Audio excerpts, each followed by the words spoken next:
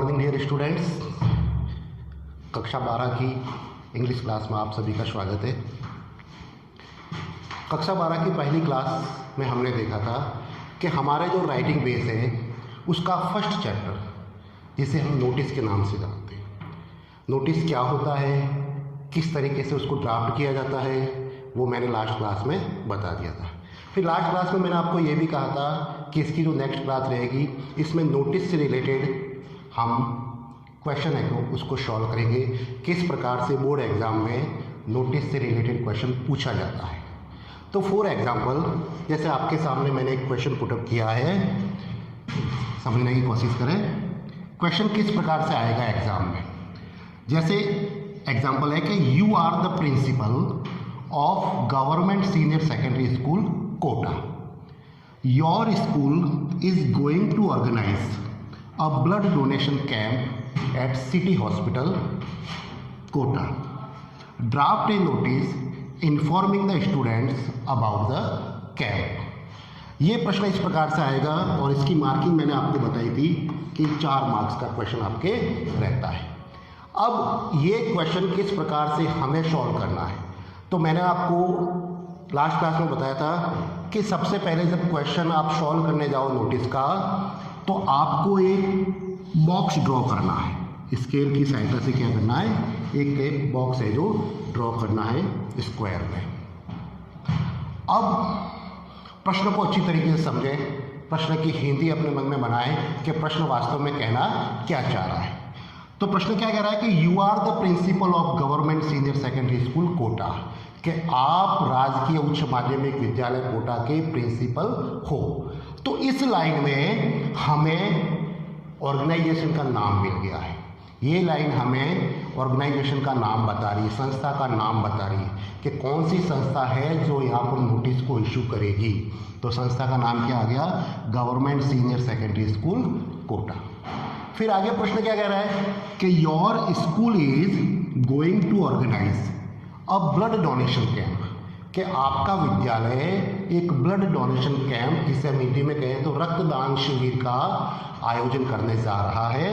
कहाँ पर, तो कि at city hospital Kota, Kota के सिटी अस्पताल में, सिटी हॉस्पिटल में एक ब्लड डोनेशन कैंप का आयोजन विद्यालय द्वारा किया जा रहा है। ड्राफ्ट ए नोटिस, कि एक नोटिस बनाए, इन्फॉर्मिंग माने सूचित करते हुए द स्टूडेंट्स माने विद्यार्थियों को, अबाउट द कैंप माने इस कैंप के बारे में। तो नोटिस में जब नोटिस बनाओगे तो नोटिस का जब आप कंटेंट लिखोगे तो कंटेंट के अंदर वे ही बातें लिखनी है जो हमारे बतानी है। कंटेंट के अंदर वही बातें लिखी जाएगी जो हमें डिस्क्लोज करनी है, जो हमें बतानी है, उन्हीं बातों को वहाँ पर लिखना है। फालतू की जानकारी नहीं लिखी जाती है। क्यों? क्योंकि हमारे पास जो वर्ड लिमिट है वो भी 40 to 50 वर्ड्स ही होता है और बोर्ड एग्जाम में 40 to 50 वर्ड्स में ही आपको इस क्वेश्चन को सॉल्व करना है। तो देखो सॉल्व कैसे करते हैं। तो सबसे पहले मैंने क्या कहा, बोर्ड एग्जाम की कॉपी में आपको स्केल की सहायता से आपको एक स्क्वायर ड्रॉ करना है।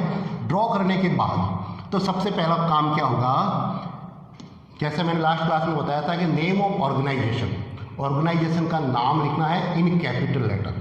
तो ऑर्गेनाइजेशन का नाम है government senior secondary school Kota, इसको आपको कैपिटल लेटर में लिखना है इस प्रकार से।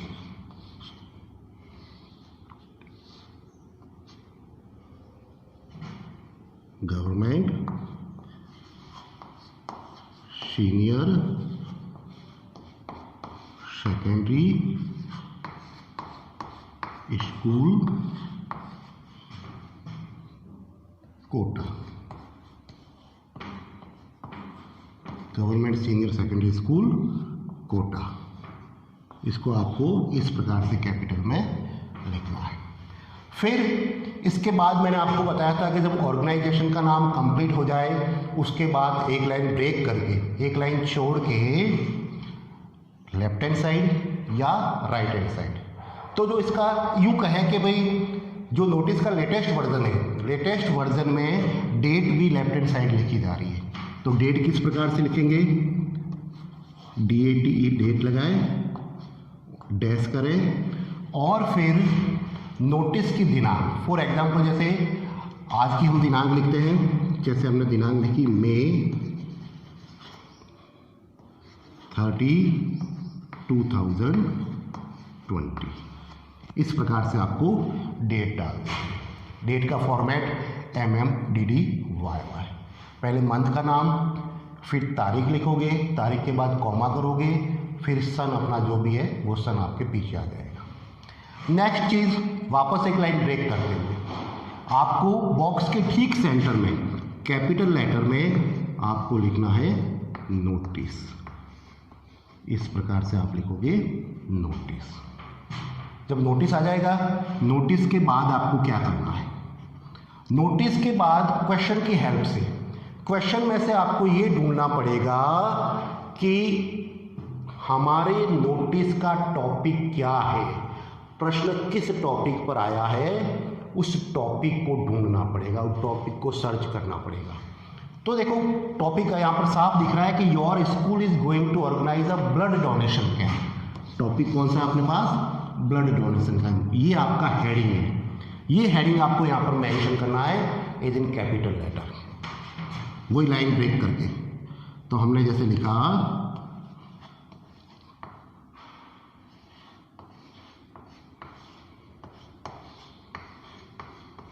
ब्लड डोनेशन कैंप,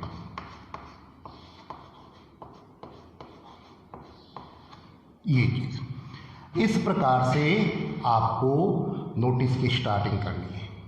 सबसे पहले name of organisation is in capital letter, और लेफ्ट साइड में आपको डेट लगा देनी है।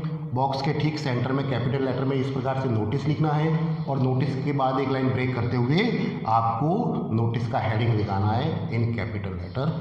जैसे अपने इस नोटिस का हेडिंग है ब्लड डोनेशन कैंप, तो हमने लगा दिया blood donation camp.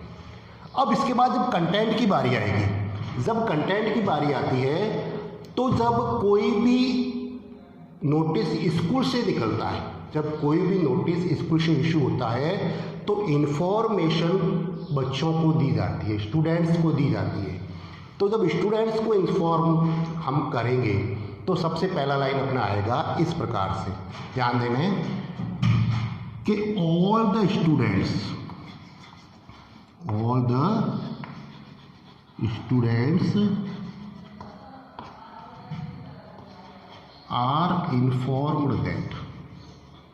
are informed that all the students are informed that।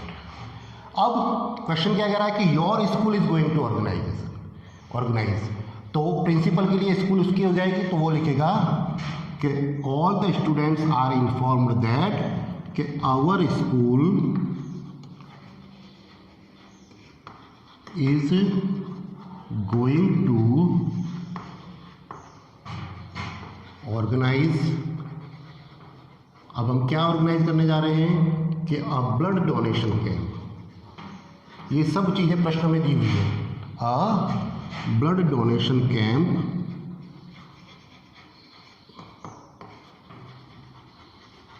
अब ब्लड डोनेशन कैंप कहाँ लगाया जा रहा है, तो क्या एट सिटी हॉस्पिटल कोटा। तो हम इसके आगे लिखेंगे एट सिटी हॉस्पिटल कोटा। अब इसमें आपको एक तारीख मेंशन करनी है कि वास्तव में डोनेशन कैंप कब होगा, ब्लड डोनेशन कैंप कब होगा। जैसे तो ये तारीख और डोनेशन कैंप की जो तारीख है वो उन दोनों में डिफरेंसेस होगा, क्योंकि किसी भी फंक्शन को, किसी भी सेरेमनी को, कोई भी आपका जो ओकेजन हम ऑर्गेनाइज करने जा रहे हैं, फॉर एग्जांपल जैसे ये कैंप ही है, तो कैंप बाद में ऑर्गेनाइज होगा, उससे पहले नोटिस लिखा जाएगा। तो नोटिस और इसकी तारीख में डिफरेंसेस होगा, कम से कम ऐसा 4 से 5 दिन होगा। फॉर एग्जांपल जैसे हम दे देते हैं यहाँ पर ऑन जून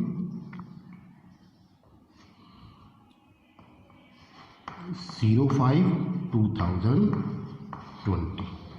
तो ये हमने बता दिया कि all the students are inform that our school is going to organise a blood donation camp at city hospital Kota on June 5, 2020। अब इन्फॉर्म करना है बच्चों को, तो बच्चों के साथ इसमें क्या लिखा जाएगा, तो हम लिखेंगे कि those students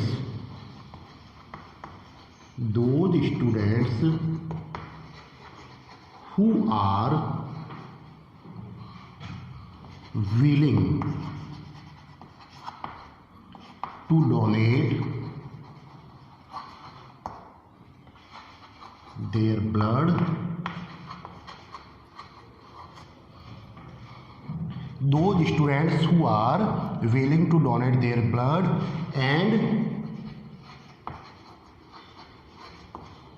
work as a volunteer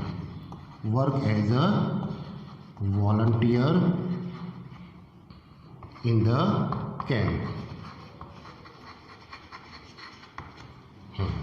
हमने क्या बताया इसमें कि दो स्टूडेंट्स के वे विद्यार्थी who are willing to donate, कि जो डोनेट करने का इच्छुक है, क्या देयर ब्लड माने अपने खून को, and work as a volunteer in the camp, और इस कैंप में एक वॉलंटियर के रूप में काम करना चाहते हैं, एक स्वयंसेवक के रूप में काम करना चाहते हैं। तो इसके बाद मैं यहाँ पर लिख रहा हूँ आपको इसके साथ जोड़ना है, आपको इस पूरे बॉक्स में जोड़ना है। तो इसके बाद आप क्या लिखोगे,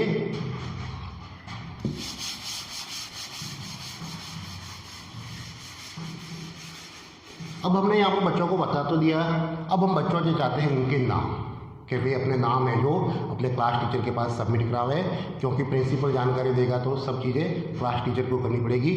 तो क्लास टीचर की वाली लाइन क्या लिखी जाएगी कि प्लीज़ राइट देयर नेम्स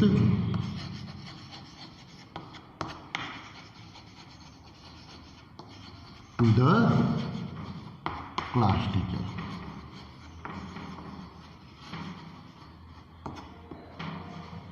अब इसमें वे सब चीज़ें आ गई जो हम इस नोटिस में बताना चाहते हैं, जो हम नोटिस में इन्फॉर्म करना चाहते हैं। अब हम नोटिस को ख़त्म करें, तो नोटिस ख़त्म किस प्रकार से होगा वो देखें आप। नोटिस ख़त्म कैसे करें,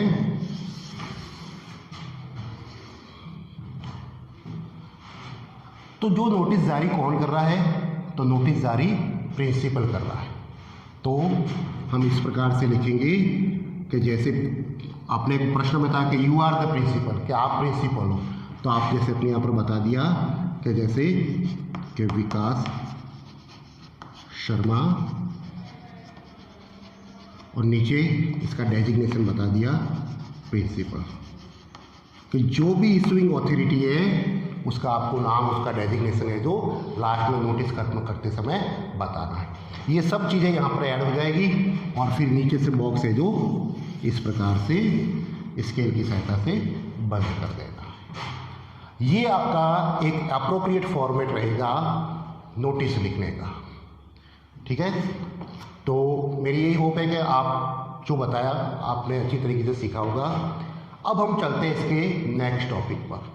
राइटिंग बेस का जो फर्स्ट क्वेश्चन आएगा, मैंने उसको आप उसमें बताया था कि टोटल 5 टॉपिक आएंगे, 5 में से पहला टॉपिक रहेगा नोटिस।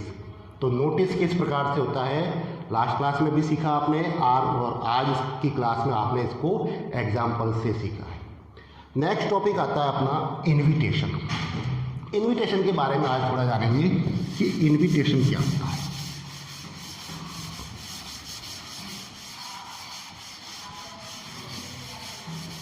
इन्विटेशन किसे कहते हैं?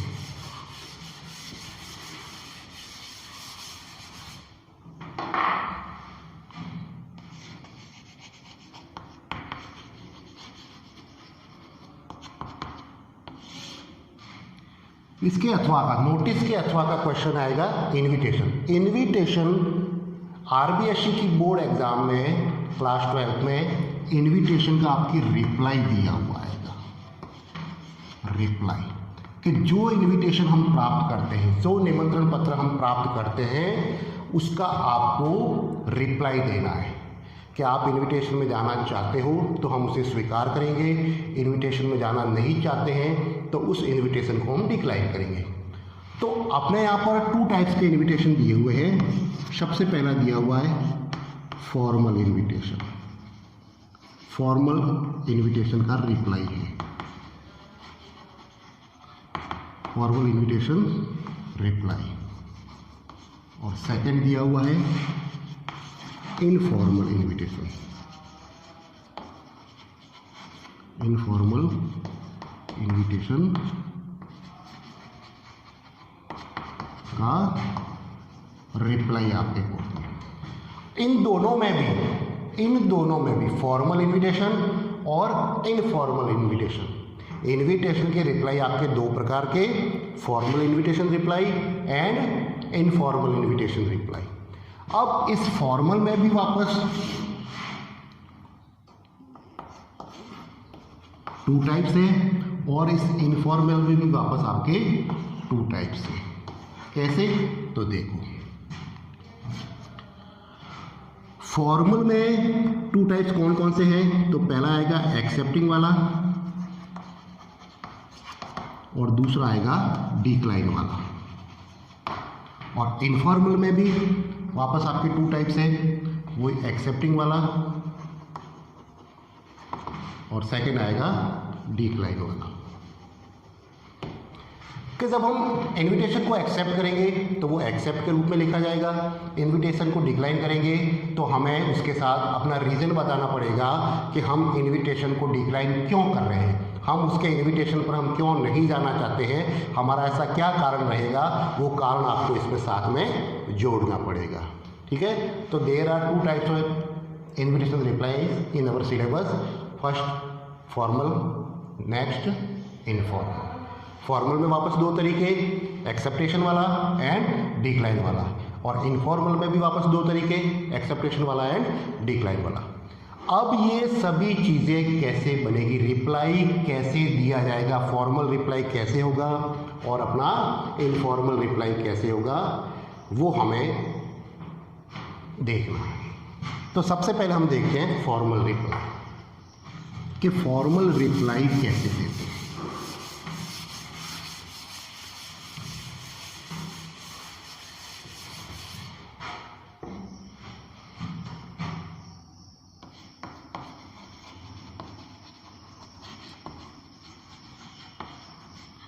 फॉर्मल रिप्लाई आपको कैसे देना है? फॉर्मल रिप्लाई में आज हम लिखेंगे एक्सेप्टेशन, कि जब हम रिप्लाई या इनविटेशन को एक्सेप्ट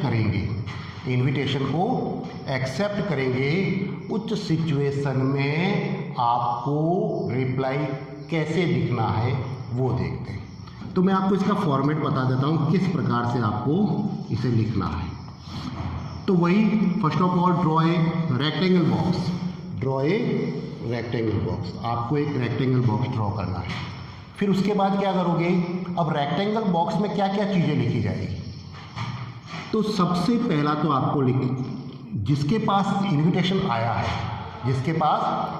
आया है वो इनविटेशन देने वाले को क्या देगा? धन्यवाद देगा। तो हम ऐसे लिख देते हैं, शॉर्ट में सिंपल वे में समझाऊं कि थैंक्स विथ फुल डिस्क्रिप्शन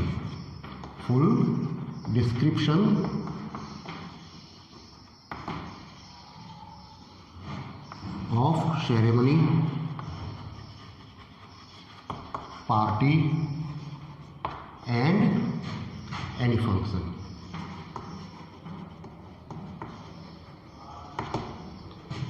आपको क्या करना है कि जब हम फॉर्मल रिप्लाई बनाएंगे तो हमें आगे वाले को धन्यवाद देना है। जैसे किसी ने भी हमें इनविटेशन दिया है तो जो इनविटेशन देने वाला है और जो इनविटेशन पाने वाला देने वाले को क्या देगा? धन्यवाद देगा, उसके इनविटेशन के पूरे ब्यौरे के साथ में। नेक्स्ट चीज़ क्या रहेगी कि जब आप इसको एक्सेप्ट करोगे तो ग्रेट प्लीजर के साथ एक्सेप्ट करोगे।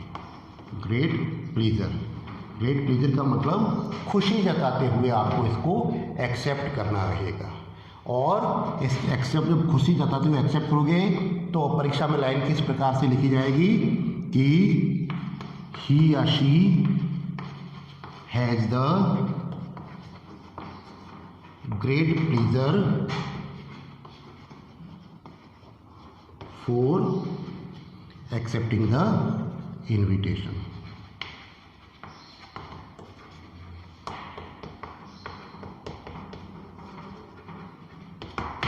ये लाइन आपको फॉर्मल के अंदर, फॉर्मल इनविटेशन के रिप्लाई में आपको ये लाइन जोड़नी पड़ेगी जब आप उसको एक्सेप्ट करोगे।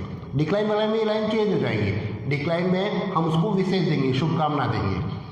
अब इसके बाद मेन पॉइंट, मेन चीज ध्यान रखने का क्या रहेगा कि use third person pronoun, use third person pronoun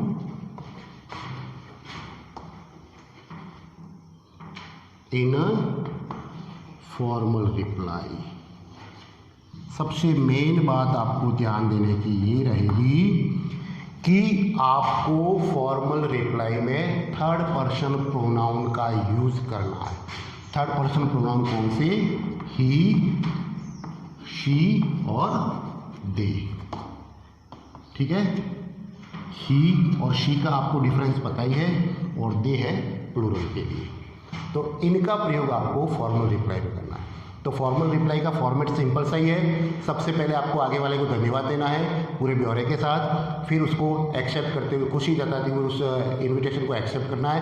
वो लाइन लिखनी है कि ही या she has the great pleasure for accepting the invitation.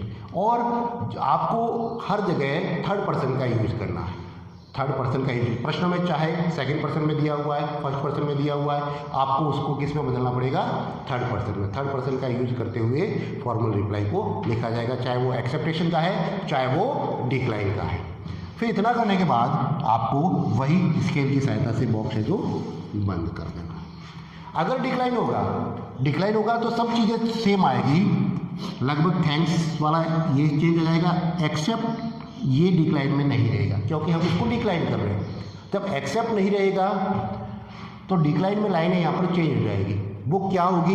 वो एक्सेप्टेशन के एग्जाम्पल को करने के बाद जब हम डिक्लाइन वाला चैप्टर शुरू करेंगे तब आपको अच्छी तरीके से समझाया जाएगा कि थैंक्स के साथ डिक्लाइन किस प्रकार, डिक्लाइन का जो रीज़न है वो कैसे जोड़ते हैं, रीज़न जोड़ने के बाद गुड विशेष कैसे देते हैं, और कहाँ थर्ड पर्सन का यूज़ किया जाएगा।